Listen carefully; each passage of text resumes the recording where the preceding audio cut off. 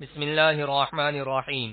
صرف 5 منٹ کا مدرسہ قرآن و حدیث کی روشنی میں 103واں دن 13 ربیع الثانی۔ نمبر 1، اسلامی تاریخ۔ نجاشی کے دربار میں کفار مکہ کی آخری کوشش۔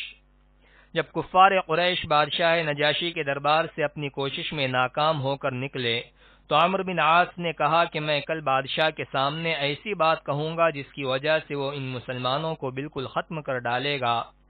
اگلے روز عمرو بن عاص نے نجاشی کے پاس آ کر کہا کہ یہ لوگ حضرت عیسیٰ کی شان میں بہت ہی سخت بات کہتے ہیں۔ نجاشی بادشاہ عیسائی تھا، اس نے صحابہ کو بلوایا اور پوچھا، تم لوگ حضرت عیسیٰ کے بارے میں کیا کہتے ہو؟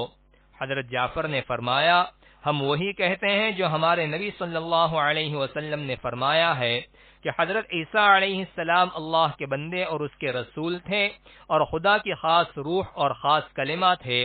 نجاشی نے زمین سے ایک تنکا اٹھا کر کہا، خدا کی قسم مسلمانوں نے جو کہا ہے حضرت عیسیٰ ایک تنکے کی مقدار بھی زیادہ نہیں تھے، اور مسلمانوں سے کہا کہ تم امن سے رہو، میں سونے کا ایک پہاڑ لے کر بھی تم کو ستانا پسند نہیں کروں گا، اور کفار قریش کے تمام ہدیے اور تحفے واپس کر دینے کا حکم دیا اور کہا کہ خدا نے مجھے رشوت کے بغیر حکومت و سلطنت عطا فرمائی ہے، لہذا میں تم سے رشوت لے کر ان لوگوں کو ہرگز سپرد نہیں کروں گا۔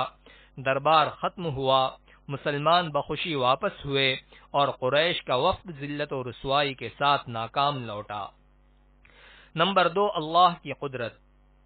عبرتناک انجام۔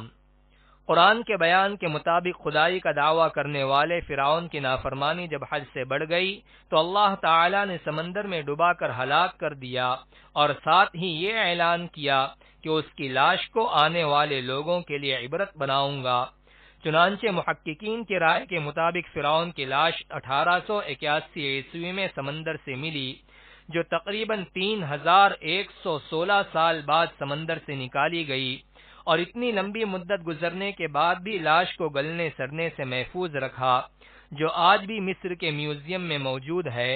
آخر وہ کون سی ذات ہے جس نے سمندر میں بھی اس کی لاش کو محفوظ رکھا؟ یقیناً اللہ کی ذات بڑی قدرت والی ہے۔ نمبر 3، ایک فرض کے بارے میں، وضو میں چمڑے کے موزے پر مسح کرنا۔ حضرت علی رضی اللہ عنہ فرماتے ہیں، میں نے حضور صلی اللہ علیہ وسلم کو موزے کے اوپر کے حصے پر مسح کرتے دیکھا۔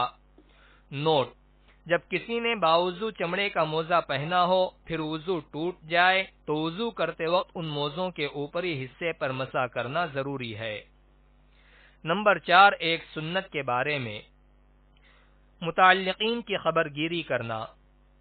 حضرت انس بن مالک رضی اللہ عنہ بیان کرتے ہیں کہ اہل تعلق میں سے کوئی شخص اگر 3 دن تک نہ آتا یا اس سے ملاقات نہ ہوتی تو آپ صلی اللہ علیہ وسلم اس کے متعلق معلومات فرماتے۔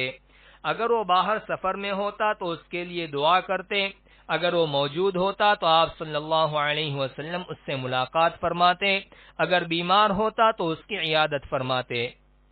نمبر 5، ایک اہم عمل کی فضیلت، علم سیکھتے ہوئے وفات پا جانا۔ رسول اللہ صلی اللہ علیہ وسلم نے فرمایا، جس کو علم سیکھتے ہوئے موت آ جائے وہ اس حال میں اللہ تعالی سے ملاقات کرے گا کہ اس کے اور نبیوں کے درمیان صرف نبوت کے درجے کا فرق ہوگا۔ نمبر 6، ایک گناہ کے بارے میں، وارث کو میراث سے محروم کرنا۔ رسول اللہ صلی اللہ علیہ وسلم نے فرمایا، جو شخص اپنے وارث کو میراث دینے سے بھاگے گا اور اسے میراث سے محروم کر دے گا تو اللہ تعالی قیامت کے دن جنت سے اس کی میراث ختم کر دے گا۔ نمبر 7، دنیا کے بارے میں، دنیا کے لالچی اللہ کی رحمت سے دور۔ رسول اللہ صلی اللہ علیہ وسلم نے فرمایا، قیامت قریب آ چکی ہے اور لوگ دنیا کی حرص و لالچ اور اللہ تعالی کی رحمت سے دوری میں بڑھتے ہی جا رہے ہیں۔ خلاصہ، قیامت کے قریب آنے کی وجہ سے لوگوں کو نیکی کمانے کی زیادہ سے زیادہ فکر کرنی چاہیے، لیکن ایسا کرنے کے بجائے وہ دنیا کے لالچ میں پڑ کر اللہ کی رحمت سے دور ہوتے جا رہے ہیں۔ نمبر 8، آخرت کے بارے میں، انسان کے اعضاء کی گواہی۔ قرآن میں اللہ تعالی فرماتا ہے، جس دن اللہ کے دشمن یعنی کفار دوزخ کی طرف جمع کرنے کے لیے موقف میں لائے جائیں گے، پھر وہ روکے جائیں گے تاکہ بقیہ بھی آ جائیں، یہاں تک کہ جب وہ اس کے قریب آ جائیں گے تو ان کے کان، ان کی آنکھیں اور ان کی کھال ان کے خلاف ان کے لیے کیے ہوئے اعمال کی گواہی دیں گے۔ نمبر 9، طب نبوی سے علاج۔ جوں پڑنے کا علاج۔ ایک روایت میں ہے کہ 2 صحابہ نے رسول اللہ صلی اللہ علیہ وسلم سے ایک غزوے کے موقع پر کپڑوں میں جوں پڑ جانے کی شکایت کی تو رسول اللہ صلی اللہ علیہ وسلم نے ان دونوں کو ریشمی قمیص پہننے کی اجازت دی۔ فائدہ: جوں پڑنا ایک مرض ہے جس کا علاج آپ صلی اللہ علیہ وسلم نے اس موقع پر ریشمی لباس تجویز فرمایا۔ یہ لباس اگرچہ عام حالات میں مردوں کے لیے ناجائز ہے، لیکن ماہر حکیم یا ڈاکٹر اگر ضرورت کی وجہ سے تجویز کرے تو گنجائش ہے۔ نمبر 10، قرآن کی نصیحت۔